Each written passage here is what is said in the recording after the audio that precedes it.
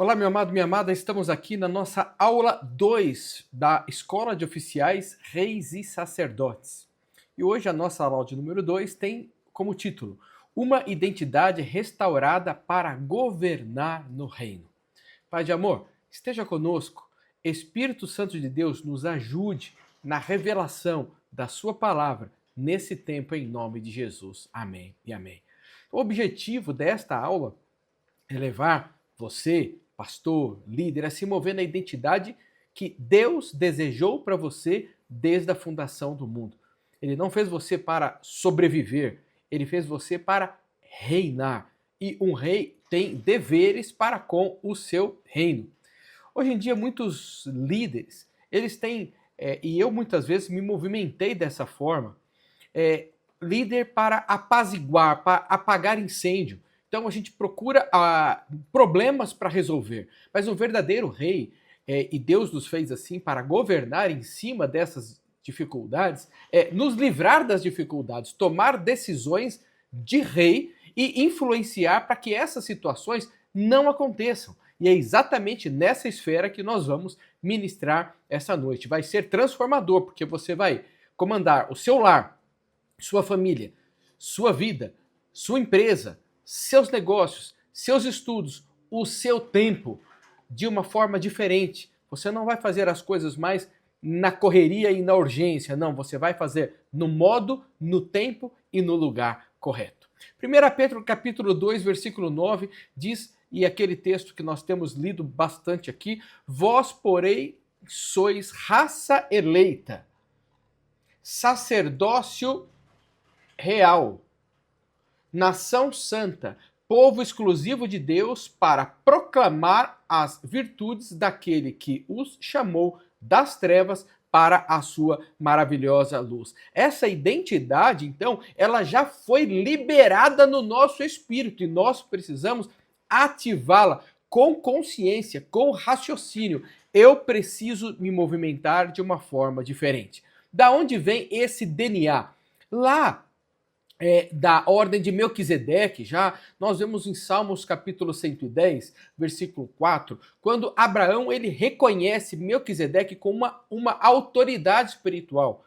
Ele reconhece alguém que tem a qualidade de rei e também de sacerdote, por isso que ele entrega 10% de tudo que ele tem ali, acreditando que ele receberia a bênção de Deus. E o salmista no Salmo 110, olha o que ele diz: o Senhor jurou e não se arrependerá. Você é sacerdote para sempre, segundo a ordem de Melquisedeque. Então, Jesus, ele vem exatamente desta ordem, e não há separação entre o rei e aquele que ministra, aquele que intercede. Ou seja, não há separação para aquele que está dentro da igreja trabalhando e daquele que está no modo secular trabalhando. Na empresa dele, ele também precisa o que? Reinar ali, e precisa reinar também na sua liderança e na sua esfera dentro da igreja. Ele precisa também trazer a atmosfera dos céus dentro da igreja e trazer a atmosfera do céu também no seu trabalho. Nós somos um ser completo e não há separação entre um e outro. Olha o que diz Hebreus capítulo 7, dos versículos 1 ao 3, comparando agora a figura de Jesus com Melquisedeque. Olha que coisa linda, porque este Melquisedeque, rei de Salém, alguns dizem rei de Jerusalém, sacerdote do Deus Altíssimo, encontrou Abraão quando voltava da matança dos reis e o abençoou. E Abraão lhe deu o dízimo de tudo. Em primeiro lugar, seu nome significa rei de justiça, ou seja, Melquisedeque, Abraão o reconheceu como sacerdote, mas o nome significa rei. Então ele era um rei e um sacerdote. Depois também é rei de Salém, ou seja, rei de paz, sem pai, sem mãe, sem genealogia, não tendo princípio de dias, nem fim de existência. Contudo, foi semelhante ao Filho de Deus e permanece sacerdote para sempre. Jesus, então, ele traz essa linhagem de Melquisedeque com a autoridade dos céus para governar a terra. Deus fez o homem para governar a terra a sua imagem e semelhança. O homem perdeu para o pecado, mas a gente vê que Jesus ele vem para restaurar esta autoridade na terra, trazendo do mundo espiritual. Então, quando eu tomo as minhas decisões no dia a dia, sabendo que eu tenho a solução para esse tempo, eu tenho a solução para minha casa, eu tenho a solução para o meu filho, eu tenho a solução. Por quê? Porque vem do alto a sabedoria de rei. Eu não fico correndo atrás para apagar incêndio ou problema. Não, eu resolvo o problema antes dele aparecer. E isso é de suma importância, porque você já levanta, já tendo o conhecimento e a sabedoria do que você precisa fazer para viver o seu dia bem, na tua vida pessoal, administrando o teu tempo, administrando a tua família, administrando os seus negócios e tudo que o Senhor colocou e na esfera que o Senhor te colocou. Agora, para isso, nós temos alguns paradigmas que nós precisamos quebrar. E esse é o segundo ponto: paradigmas que bloqueiam a identidade de rei e sacerdote. Primeiro paradigma são traumas com lideranças opressoras. Você já teve um patrão, você já teve um chefe, você já teve uma liderança na tua igreja que te oprimia, não dava oportunidade de você exercer este reinado na sua vida. Tem pessoas que se colocam debaixo de líderes que realizam, claro, eles realizam, mas te colocam debaixo de uma opressão e você é obrigado a fazer determinadas coisas. E liderar não é obrigar, liderar é influenciar. Se bem que tem determinadas pessoas que se você não lidera com pulso firme, a coisa não vai, né? E você precisa ver também se você não foi um tipo de liderança insubmissa. Mas aqueles que foram traumatizados por lideranças opressoras, eles não querem tomar posição, eles não querem reinar e precisamos curar essa ferida para que você possa exercer o que Deus quer que você faça na tua esfera. A rejeição da autoridade por influência cultural. O que é uma rejeição da autoridade por influência cultural? A rebelião que se cria. Pessoas ao seu redor te influenciaram e você acabou se rebelando com uma liderança. Isso trouxe consequências e traumas que bloqueiam também a tua identidade de rei e de sacerdote. Você não quer exercer mais nada, você não quer liderar mais nada, você não quer assumir mais responsabilidade. Que rei é esse que não assume responsabilidade? Precisamos mudar isso em nome de Jesus. E o espírito religioso que separa o espiritual do prático. Tem muitas igrejas ainda que trabalham dessa forma, né? O trabalho secular é uma coisa, a igreja é outra coisa. Sabe coisas que eu tenho aprendido, como assim, Deus em primeiro lugar, depois família, depois trabalho. Não deve ser assim. Isso foi muito bom num determinado tempo, nós até ensinamos isso. Mas agora nós já amadurecemos. Deus ele precisa ser em primeiro lugar na minha vida. Deus tem que ser em primeiro lugar na minha família. Deus tem que ser em primeiro lugar no meu trabalho. Não é diferente. É Deus acima de todas as coisas. Isso muda completamente o nosso estilo de vida. Olha o que diz 1 Samuel, capítulo 8, versículos 6 e 7. Mas quando disseram, dê-nos um rei para que nos governe, isso desagradou a Samuel. Porque o povo foi chamado por Deus no Monte Sinai para ser um povo de reino e sacerdote. Deus chamou a nação para reinar. Mas eles, para se comparar ao mundo, eles queriam ser igual ao mundo.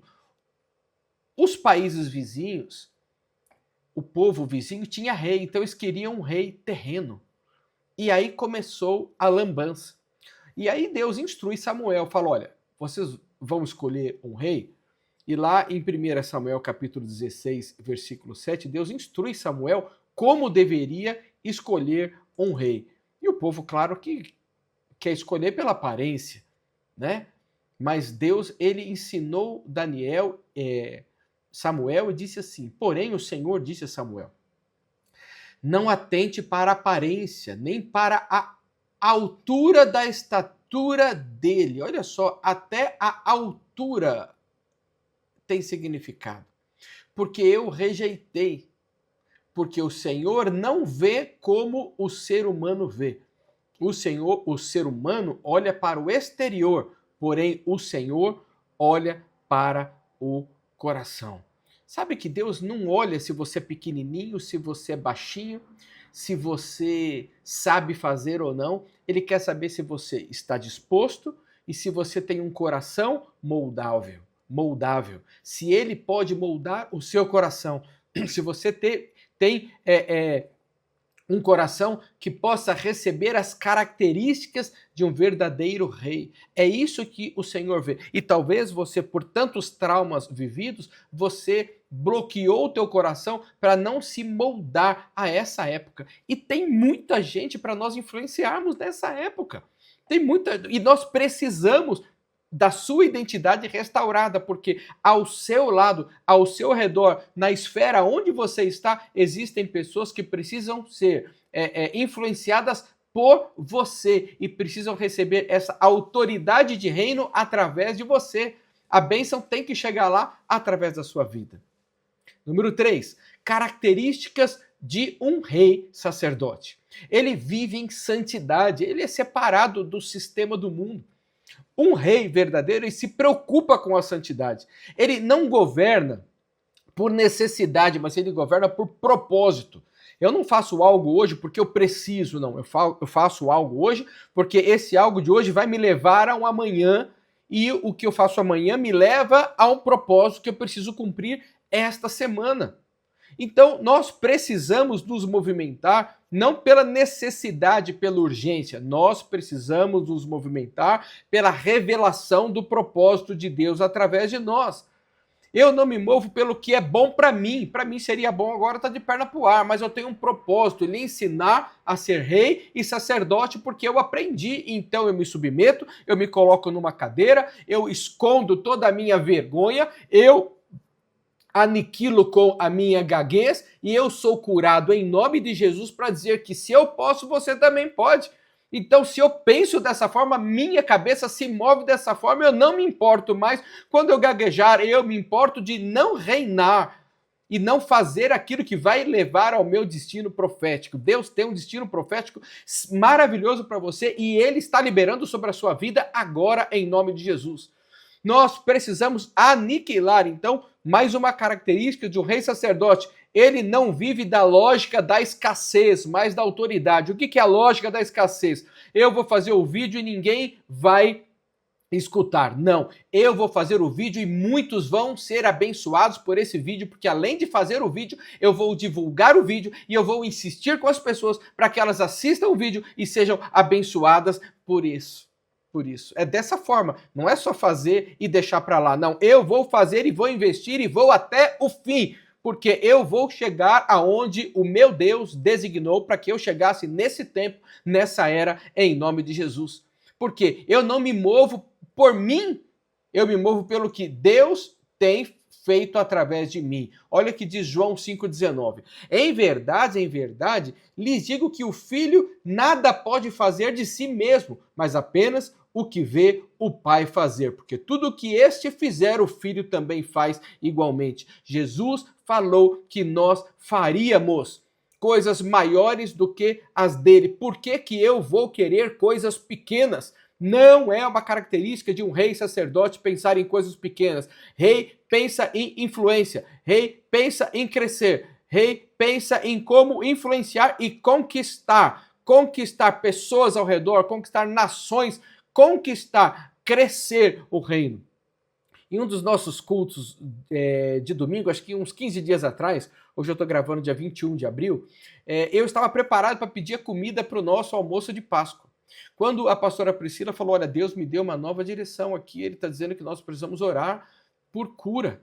E naquele momento, então, eu falei, se Deus está falando, vamos na revelação do Espírito Santo de Deus, porque eu dou ouvido à minha esposa. Ela é a minha voz profética, ela é a minha ajudadora. Talvez você tenha negligenciado isso também. Mas logo que eu dei ouvido, ela pegou a palavra, ela orou, uma menina aceitou Jesus, outra se reconciliou, muitas foram curadas aquele culto e depois o alimento veio, não precisei pedir alimento naquele culto. Foi tremendo, porque eu não vou me movimentar de acordo com o que eu acho que tem que ser feito. o Senhor, ele vai se revelar e vai colocar pessoas ao seu redor para que você possa ser influenciável, coração moldado, para que você possa fazer a tua parte no momento certo, na hora certa, e você vai colher frutos, e esses frutos são maravilhosos. Por isso que precisamos, como Mateus 6,33, buscar o reino de Deus em primeiro lugar. Em primeiro lugar na tua vida, em primeiro lugar na tua casa, na tua família, em primeiro lugar no teu trabalho. É assim que funciona, é Deus em tudo quanto é lugar, ok? Nada de Deus, família e trabalho. Não, não, não, tá tudo junto. É Deus com você, é Deus na família, é Deus no trabalho, em nome de Jesus, amém? Número 4, nós precisamos um rei sacerdote, como que ele exerce o seu governo? Como que ele exerce a sua influência? Está lá em Lucas 14. Diz a respeito do planejamento, né? Quem vai construir uma torre e não planeja? Eu vou ler o versículo 31 aqui, que diz assim: qual é o rei que, indo combater com outro rei, ele não planeja se ele vai sair vitorioso ou não? Ele não compara os exércitos. Então, há necessidade de nós o quê? Termos uma avaliação. Como exercer o governo do rei sacerdote? Avaliar, planejar, orar e discernir. Não é tudo da forma que a gente quer. Não é tudo assim espontâneo. Não, eu antes sento, eu estudo, eu preparo um esboço, eu planejo, eu ponho no papel como eu vou poder pagar. Senhor, eu oro, eu entrego nas mãos do Senhor. Eu tenho discernimento do momento correto de fazer isso. Eu pergunto para outras pessoas, né, para outros conselheiros, o que eles acham. Eu preciso ter essa reunião de conselheiros antes de tomar qualquer decisão. Então para você governar sua vida com uma inteligência emocional, você precisa assumir essa posição de governo. Você sai dos grupos de WhatsApp da sua família com uma facilidade muito grande? Por que antes de sair do grupo você não pergunta a opinião da tua esposa, do teu pastor, de alguém mais maduro para dizer como você vai lidar com essa situação que para você parece um colosso, mas na verdade não é nada? Nós precisamos ter essa influência de outras pessoas na nossa vida. Nós precisamos construir estratégias, construir leis para nós mesmos. Ou seja, quando eu ficar nervoso, eu não vou tomar atitude, eu construo uma lei. Quando eu ficar nervoso, eu não vou pegar no telefone mais e não vou tomar iniciativa nenhuma, sem antes conversar com tal pessoa. Que tal você construir essa lei para você ter consequências dos teus atos, não de um rei desastrado, mas de um rei que governa, um rei e sacerdote, um que tem comunhão com Deus e por isso toma decisões certeiras. Qual é o rei que vai combater outro rei se não para se preparar? É necessário, na minha casa, tudo que eu vou fazer, se eu vou fazer no nosso período de férias, antes das férias, nós fazemos o que é um jejum. Nós fazemos oração e nos santificamos antes das férias. Porque quando não fazemos isso, nós aprendemos. Tem problema nas férias. Tem algum probleminha no voo, algum probleminha de saúde.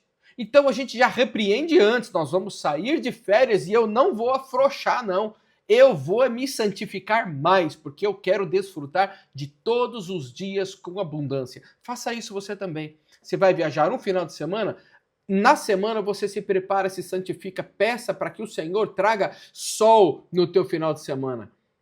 Você não vai esperar para ver se vai fazer sol. Você é influente. Você é rei, você muda a atmosfera. Você não viu Jesus que mandou o mar ficar quieto? Então, antes você já dá ordem. Nosso final de semana vai ser maravilhoso. Você já ora, já se santifica com a tua família. Ok?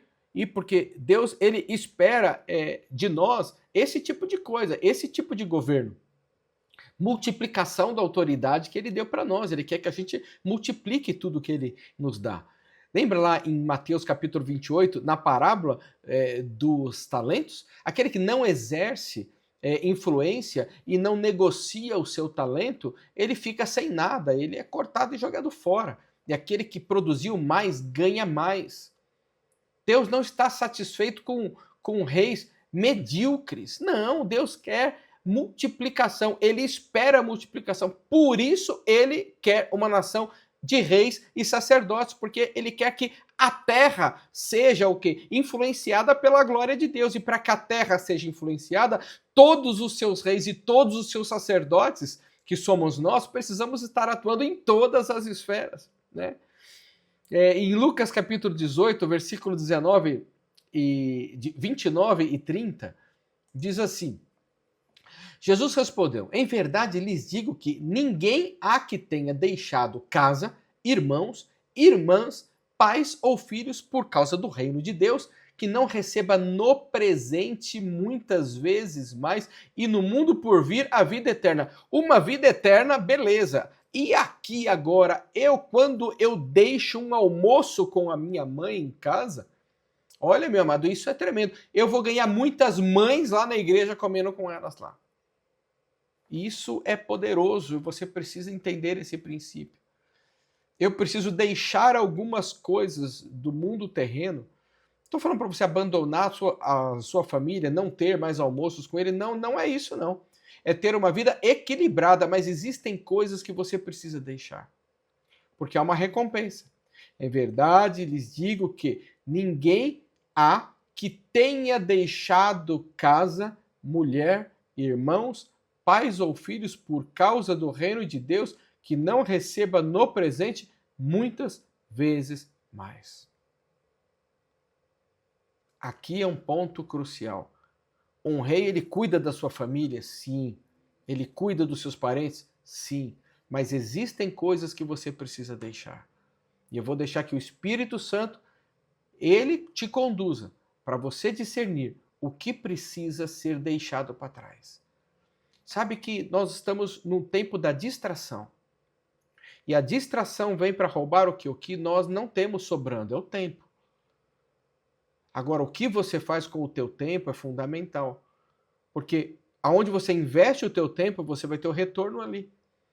Se você investe o teu tempo em algo que não tem a ver com o propósito que Deus tem para você, você está perdendo o teu tempo.